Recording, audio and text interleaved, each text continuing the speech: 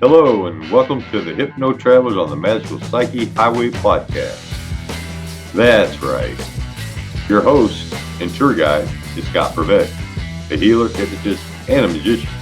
And your bus driver is Jason Gobelli, also a hypnotist, an entrepreneur, and a spiritual guide. Disclaimer, neither Jason, Scott, or any of our guests here today are licensed professional psychologists or psychiatrists. So please don't make any changes to any medication or treatments that you are currently on based on the conversation that you hear here today. Just hop on the bus and enjoy the ride. Trip with us on the Inner Revelation bus. That's right. Hi, I'm Jason. Welcome back to the Hypno Travelers on the Magical Psyche Highway. We are excited today, aren't we, Scott? Heck yeah, can't wait for today. We've got a great guest. That's right. That's right. Today we got the great Joseph Onesta. Joseph, how are you? I'm doing fantabamundo. Fantabamundo. Awesome. What a great word. What a great word. Joseph, let's get started right away. Who are you and what do you do? Okay, how am I? Who am I? What do I do?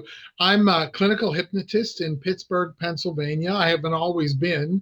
I've had a number of careers. This is kind of a late life choice for me. I do work with clinical hypnosis.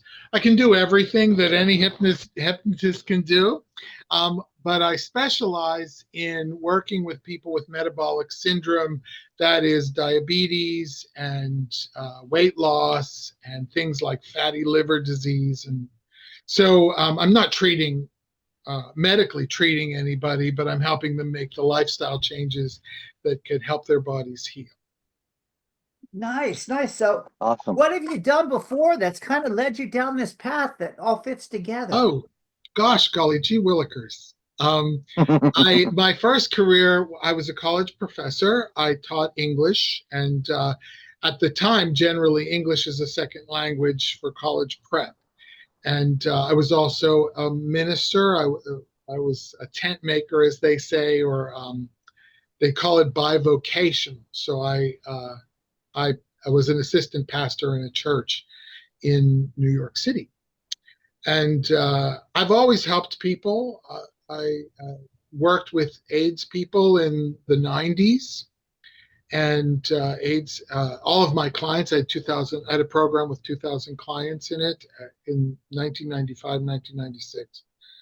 And then I started working for nonprofits. I still kept teaching part-time, full-time. And when I was thinking about finishing up, it's like, what do I want to do? And in that program at AIDS Project Los Angeles, where I worked, I had two volunteer hypnotists. And one of them had hypnotized me and it worked. And I thought, well, that's an interesting thing. Let's look into that. And here I am now. Wow. So that's interesting. So you were a minister and then you became a hypnotist. So how does that mix? Because sometimes there's a little conflict going on there. There's a big conflict going on there. But, I went through a personal crisis of faith, I guess. I had to deal with my sexuality, and that was not very welcome in the group that I was working with. I tried to resign. They wouldn't let me. They gave me all the time I needed, and I guess I still have that time. I actually wrote a book about my experience, and I've had so many people ask me, how do you justify your faith with your lifestyle? It's like, I don't have to do that. There's that's not any concern that I have. I am who God has made me to be. I'm not a terribly religious person anymore because religion creates a context for right and wrong doctrines. And I'm not exactly sure that anybody has it right. So that's it. So interesting here. Of course, I'm under the belief like you that Jesus is probably one of the greatest hypnotists out there. But let's put it this way then. the whole thing about the doctrine and religious, even though you're not religious, you're still faith-based. In many, many ways. And we could probably have an hour-long talk on the definition of faith.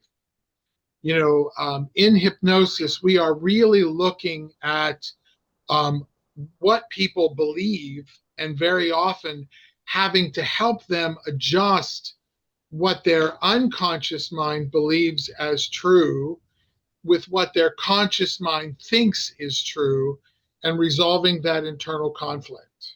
So, simple example, if someone believes they can't live without pasta, like me, then, and they're diabetic and they know that pasta is not doing them much good, there has to be a reconciliation there. And so much of what I do in terms of the hypnosis, working with those people, again, I'm not treating their illness, I'm coaching them through the lifestyle change.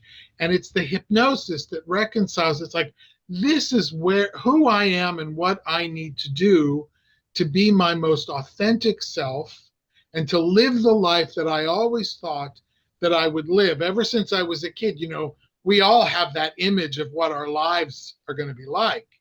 And we may work very diligently at that and find out when we get there that it's not what it's cracked up to be.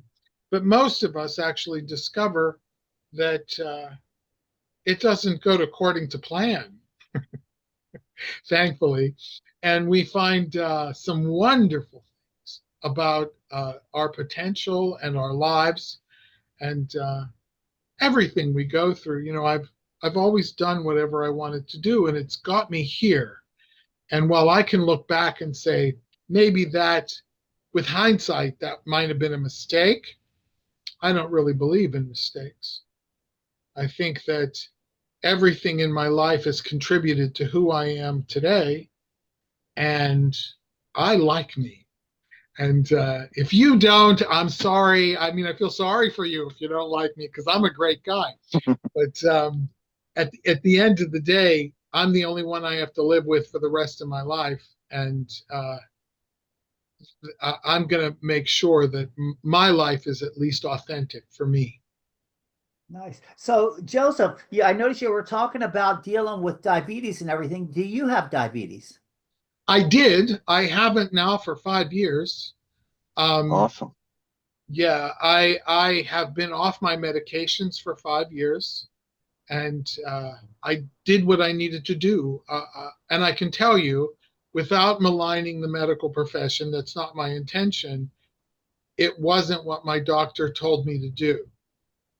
And everything that the doctor and the nutritionist, when I was diagnosed in 2004, everything they told me to do would have managed my blood sugar, but it didn't do anything about the causal problem of metabolic disease, which is a condition called hyperinsulinemia, which is elevated insulin levels. It's the insulin, not the blood sugar. The blood sugar mandates the need for excess insulin.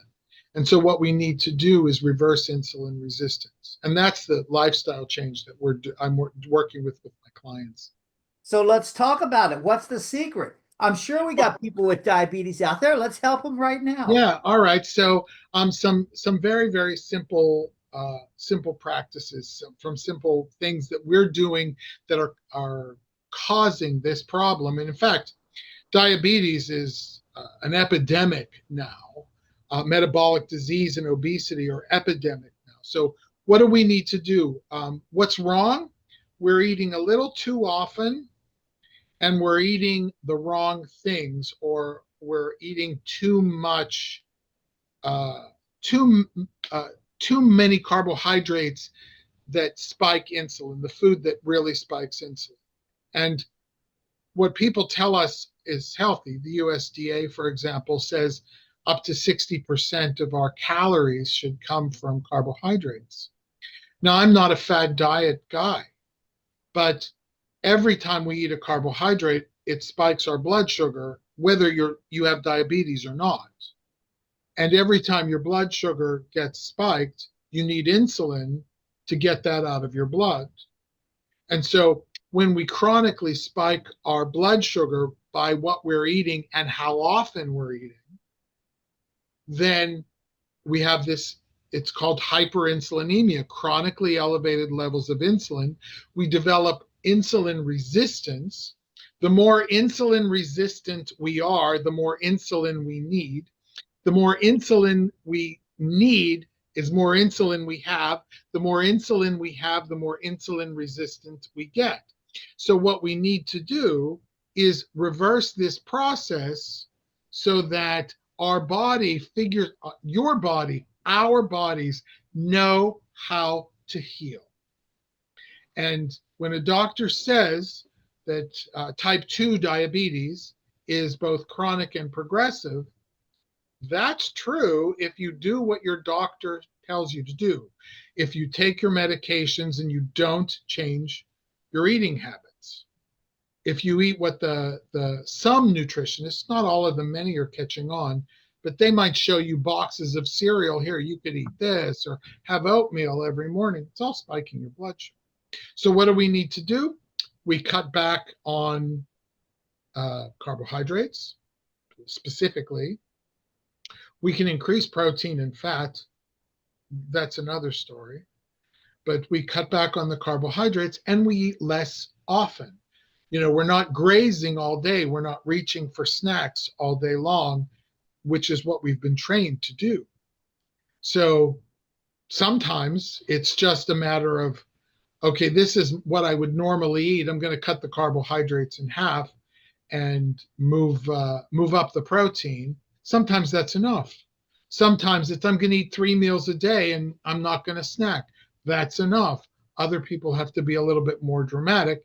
And if they are already type 2 diabetic, then we're going to have to be a little bit more drastic for a while so that the body gets used to it. Does that make sense? Yeah, but does that mean Joseph can't have the pasta? I have had pasta very rarely in the last 5 years, quite frankly. I don't crave it anymore. It's the miracle of doing this transformation and incorporating hypnosis. I believe hypnotists are the right people for doing this, because when we start talking about changing what we eat, when we eat it, the emotional eating shit hits the fan. All of the reasons that we eat that have absolutely nothing to do with an empty stomach, whether it's sponsoring hunger, actually making us feel like we're hungry, or it's a craving for a particular food for whatever reason that we've made an association, all of that is something that we hypnotists are designed. I mean, we are trained to deal with that. And other, doctors will look at you and say, I can't get you. I had an endocrinologist in my chair, and he came for a very different reason. He wasn't diabetic. He came for a very different reason, and he saw my book. I've written a couple of books on diabetes, and I have some manuals that I give my clients. And he said, "What's this?" And we talked about it, and I said, my clients, pre-diabetes and diabetic clients, have to test their blood. He says, "I can't get them to do that. How do you do?" And I said, "Look, when they test their blood for you, they're looking to see what's wrong. When they test their blood in my program, they're looking to see their improvement and to see what's right." And I thought that was an amazing thing. And quite frankly, I think he learned a few things that day, because we spent a lot of time talking about diabetes and not necessarily but those were the questions he asked. And I'm client-centered. Well, we can talk about that. So you've been a hypnotist for a while. Let me ask you, you said you've done that work with the AIDS patients too. So yeah. Does that mesh? Were you able to use hypnotism then? And if not, no, I wasn't a hypnotist. That was 1995. I was working. I was living in Los Angeles and basically dealing with my own self-image. I was in my 30s, bald, driving the wrong car in LA. And I had this program. It was called the Living Skills Program at AIDS Project Los Angeles. And it was all volunteer based. I had 2 hypnotist volunteers. So one day I was telling one of the hypnotists about how I had been bullied as a kid and had, and she said, "You ought to let me hypnotize you." And was free. She was a volunteer. I had a lunch break, and we went. I honestly, I would have sworn that I was not hypnotized at all.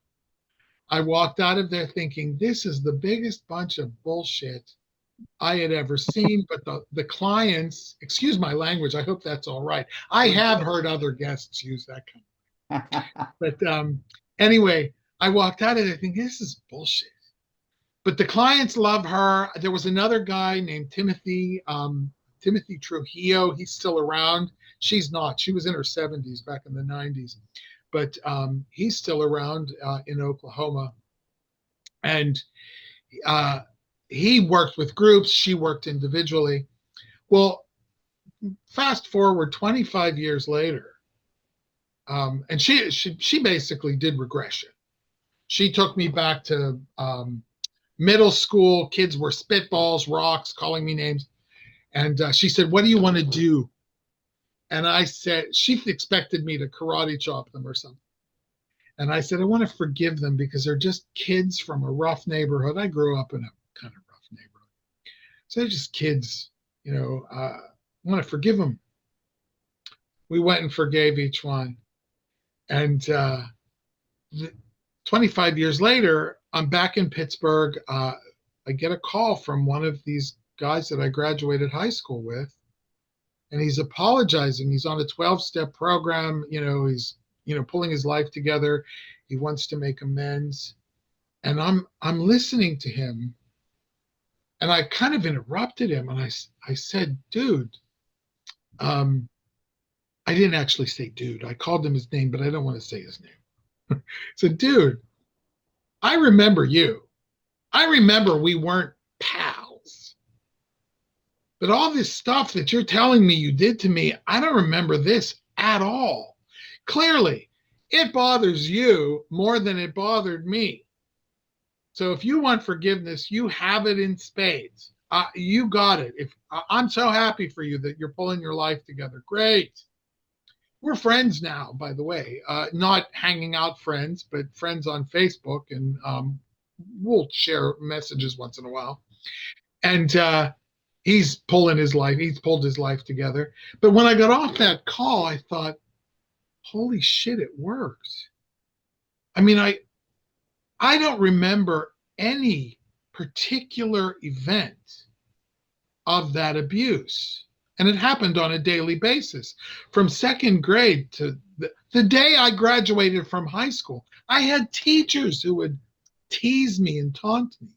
This was a different world back then. And I can't remember any concrete example of abuse. And it was the power of the forgiveness. Now, I've since led a class on what happens after forgiveness, beyond forgiveness, because I think for a lot of people, just forgiveness isn't enough. They have to go beyond it. But the healing comes when you're like a person like me. The healing comes with, wait a minute, I am the person I'm supposed to be. I am me. And only I can do what I need to do on the planet at this time. Only me. I'm maybe part of a bigger group. There are a lot of people reversing their diabetes, and they're doing it without hypnosis. I think hypnosis makes it a hell of a lot easier. Nice. So listen, so you got all this going on, and you've been doing this, and obviously it was long before you were a hypnotist, but when did you have that, like, moment, that aha moment, I'm going to be able to help people. And this is what Oh, you know what? I have to be honest with you. I don't know that it ever wasn't that way. Um, I don't know that it was always conscious. I was that guy in high school that people would come to in private and tell me their secrets. You know, it's very funny. I could tell you, there were guys who were mean to me in public. And then they would come to me on the sly and they would say things like, "You're friends with Kathy. Do you think she likes me?" And I felt the power at the moment. I looked and said, "Do you want me to ask her?" "No, no, no, no." Of course, at lunch, I'd say, "Kathy, Brian wants to know if you like him." And she would turn red. And then I would go, "Brian, go ask her out," because she turned red. I'm. And then Brian would like make fun of me later. But that, you know what? It was always that way. And when I went into college, uh, I got involved in a kind of a cult that was a Jesus-based cult. So I've always wanted to help people. When I taught at college, I was working mostly with immigrants and helping them get settled. You know, when I worked at AIDS Project Los Angeles, it was people living with AIDS. And back then, AIDS meant a 2-year death sentence. And then I went to work for consumer credit counseling, helping people become, and I was still teaching part-time through all of that. I loved teaching. But when I stopped loving teaching, I had to figure out something else to do. And it was hypnosis. I wrote a letter to the Timothy guy. The woman, I couldn't find her, but she would have been probably gone by then. And I wrote him a letter, an email. I said, "Timothy, I'm glad I found you. Let me ask you a question. Did this hypnosis thing work out for you? Or are you, washing dishes part-time at some diner in Oklahoma City?" And he was excited. He pointed me in the direction of, at the time, Scott Sandland had a school called Hypnosis Practitioner Training Institute. And he pointed me in that direction. And I love my life. I love being in my office. I love the variety. I see generally a lot of tough people. When I say tough, I don't mean like rough, they're going to beat you up. I mean like they come in with some fairly complicated things. And I've never shied away from that. And if I have to do my research, like if I need to understand something, they'll call me up and, "Can you help me with X or Y?" Sometimes I have to spend a few hours finding out what X or Y really is before I can even answer the question. Can I help them? And usually the answer is something like, "Well, I can't treat that, but I can help you do this, or I could help you see it this way." And usually that's exactly what they want. Nice.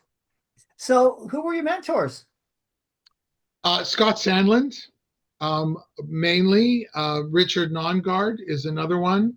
Yeah, I don't know if I imagine you know them. These are pretty famous guys.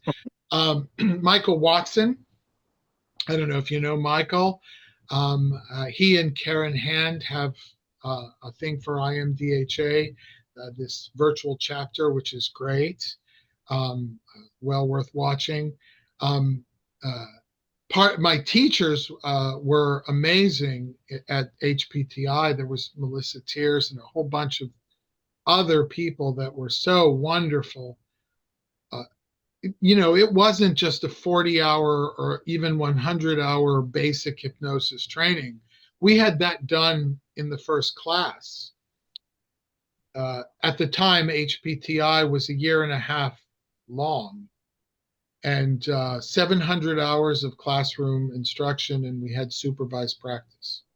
Now, I know that some people actually do supervised practice for the people that they train, and I recommend that very highly, because most people who train, I mean, most people who get trained in hypnosis never do anything with it, and it's because they don't know what to do. Every hypnotist, every hypnotist who's ever been in my chair has come from one group.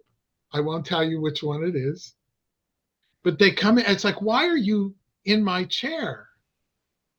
Like, you come from a group that, why can't you just call like 15 of your friends and somebody's going to be willing to work with you, even if it has to be pro bono? You know, I know that if I need to do some work, I have a list of people I of course will offer to pay, and they decide whether they accept it or not. Other hypnotists who have called me and I've said, you know, I'll do this pro bono, they insist on paying. Some of the people who have been on your were my clients. But the thing is, you know, why is it that the culture that Scott Sandland has created, and I say that because that's my primary group. I'm also in IMDHA and ICBCH, right? ICBCH is Richard Nongard. IMDHA is the International Medical and Dental Health. It's based here in Pennsylvania. The conference is in Florida. But why is it that we have the culture of collaboration when other hypnotists have a culture of competition? I don't understand it.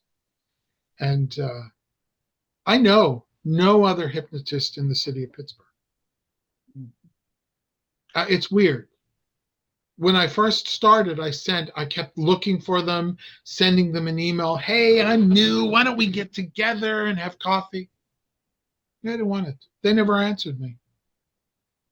What's the name of your book? I have several. Which one? You want the religious? You're the one you're most proud of. Oh, I'm proud of them all. Good, then give them all. Okay, so deleting diabetes, I did it, you can too, is great for people who just want to figure out how I did it, like they want to know what I did. I have a couple here. Hold on. These are the two that I use with my clients. I don't know if you could read. Am I backwards? Life Without Diabetes and Life Without Obesity. If someone comes in and they're not diabetic, they get this one. But if they come in and they're pre-diabetic or diabetic, they get this one. And the only difference is this has testing, blood testing in it. They're virtually the same because they're both the same illness. They're the same root cause of hyperinsulinemia. Type 1 diabetes is different. I don't even know that the type 1 and type 2 should be in the same group. Type 1 diabetes basically means that their pancreas doesn't function. They'll be taking insulin for the rest of their lives. I have worked with type 1 diabetics to control their blood sugar more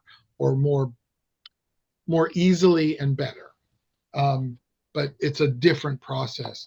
And then the religious trauma one is called Uneasy Faith. Yay. So marketed my books. I feel so good now. Nice. I love plugging myself. Nice. Come on, Scott, bring it. Scott, your turn. You're up. So, Joe, what is next on your agenda? You've got books, you speak at conferences. So tell us what's next. Well, my next, I do have a training that I teach other hypnotists how to work with diabetics and metabolic disease. That's now available online, and I'm not going to do pre or post conference stuff anymore. It's a little too intense, and I find that the training over time is just a little bit better. But I'm working, believe it or not. I love writing. I've always loved writing, and I'm working on a series of murder mysteries. Oh, cool. It's like candy, and I love spinning the tale. And I don't know if you know about writing fiction or not, but there are two ways. One, you could be a planner, or you could be a pantser, especially in the mystery world. A planner, so there are these people who put like sticky notes all over, and they know exactly what's going to happen, and then they're just writing to fill in the blanks. It's like those people that take a skull and figure out what a person looked like by putting things together. I'm not that. I like to experience the story as I write it, and my characters come to life. So I just sit down and I write. Now, I kind of know where I want to go, but more often than not, I'll finish a chapter, and the first published one will be in January or the beginning of February. And that I love, it's like, oh my gosh, this just happened and I didn't expect it. And it sometimes means I have to go back and adjust something, but it's usually a very simple adjustment. And then the story just flows. I love that. I always felt sorry for those kids who were, they played the Harry Potter kids, because other kids grew up watching it and having that amazing experience of watching the story or reading the books. The books are, of course, a lot better, but reading the books. But those kids, it was all movie set for them. So they didn't have it. They didn't experience it. I feel sorry for them. You know, it just makes me sad that they couldn't experience it the way everybody else did.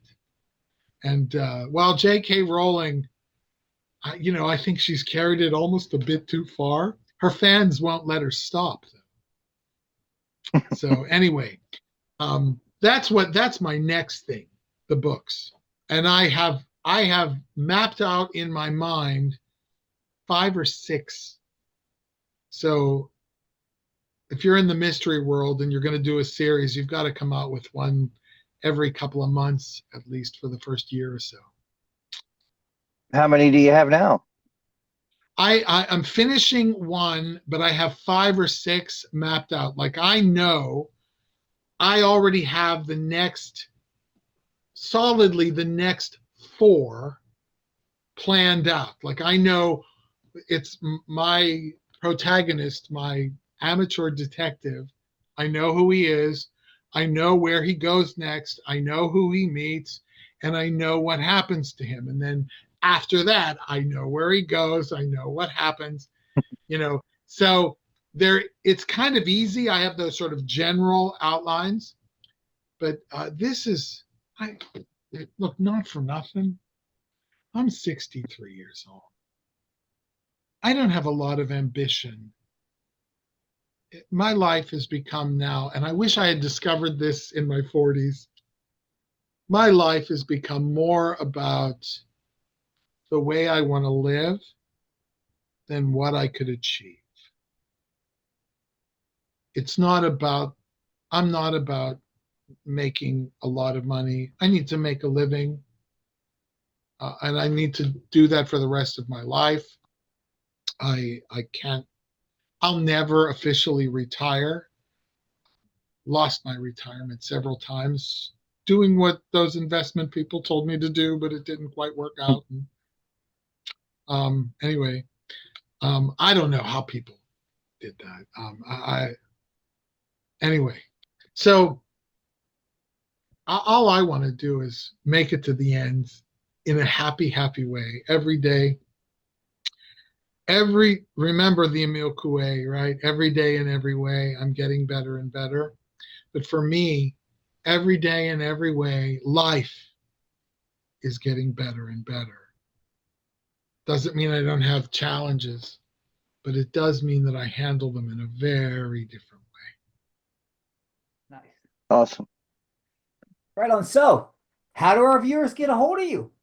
Okay, well, I have a website, of course, josephonestas.com will work. It'll get your About Me page, and you'll probably end up seeing this podcast listed on that page, because that's where I link to them, say, look, you want to know more about me, here I go. So josephonestas.com, but my business website is Mind Power, think of the guns, Mind Power Pittsburgh, don't forget the H at the end of Pittsburgh.com. mindpowerpittsburgh.com. You can always find me. And that's where you'll learn about what I do, especially if you're diabetic or overweight and you want to make a change. Scott, you have anything you want to add? Joseph, thank you so much. Oh, thank you very much. I enjoy this because I think that people who watch this are looking for something, and I don't know what it is. It doesn't matter. But I think doing what you do must provide it in some critical, important way that people are getting whatever it is that they need. And if I've been able to participate in that and help, that's it. Right on. Well, I got another big question for you. The big one. What are your words of wisdom for our viewers? My words of wisdom. Okay, I've got a couple. The most important one is, if there is nothing you can do about a situation, then that's exactly what you should do about it. Nothing. That's great. That sounds very passive, but it's like, how many people in our country right now are either upset about who is the president, who will be, or who won't be, right? And it's like, there's nothing you could do about that right now. Nothing. So relax. Do nothing. I will tell you, Pennsylvania was a swing state, right? I have had people in my office on both sides of that political spectrum, each one in absolute anxiety. And it's like, I have a degree in political science. There's a part of me that wants to say to them, these people don't give a shit about you. You're not the focus of what they're doing. None of them. But I can't say that because they don't want to hear it. What I do say to them is, look, as long as I can pay my rent, I'll be here helping people. That's all I know. And if I can't pay my rent, we just have to work online. I'll go home. All right. You guys are great. Thank you so much for this opportunity. Oh, thank you. Scott, do you have any other words? We just really want to thank you for taking time out of your schedule and joining us right here in the holidays. We really appreciate it. I have had a great time. Thank you so much. Thank you, Joseph. It's been wonderful traveling down your magical psychic highway. We're so glad that you were there. And for our viewers, we're glad that you're here too. If you liked us, remember to give us the thumbs up. If you think we're assholes, we don't care. Just give us a thumbs down. We ask that you come back next week, that you share us, that you follow us, subscribe, whatever. We're just glad you're here. We hope to see you again next week. Thanks for coming. Wow, what a trip. Thanks for taking that journey with us today. Please like us, share us, and enlighten us with your views of the topics we drove into today. We appreciate you and love reading your comments. Thanks again, and we hope to see you back on the bus next week. That's right.